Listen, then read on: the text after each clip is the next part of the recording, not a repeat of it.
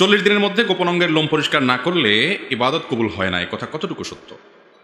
এটা আমাদের সমাজে বহুল প্রচলিত একটি বিষয় যে যদি কেউ নাভির নিচের পশম, বগলের নিচের পশম, এই সমস্ত পশম যদি কেউ 40 দিনের বেশি পরিষ্কার না করে তাহলে ওই ব্যক্তির কোনো নামাজ কবুল হবে না, ইবাদত কবুল হবে না। আসলে কি তাই? এ ব্যাপারে একটি হাদিস সহিহ মুসলিম বর্ণিত আছে। আনাস রাদিয়াল্লাহু তাআলা বর্ণনা করেছেন নবী করিম সাল্লাল্লাহু আলাইহি সাল্লাম থেকে।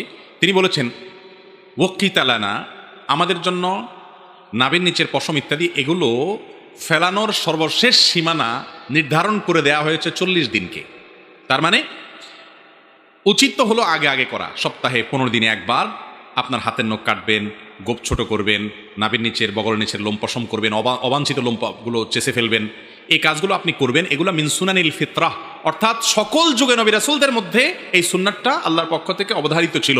এটা প্রকৃতিগত সুন্নাহ, সৃষ্টিগত সুন্নাহ। মানুষকে এভাবে সৃষ্টি করেছেন, এগুলো শরীরে বাড়ে, সেজন্য এগুলো কমাতে হয়। এটা আল্লাহর সুন্নাহ, আল্লাহ তাআলা এটা করার নির্দেশ করেছেন, সমস্ত নবীগণের সুন্নাহ এটা।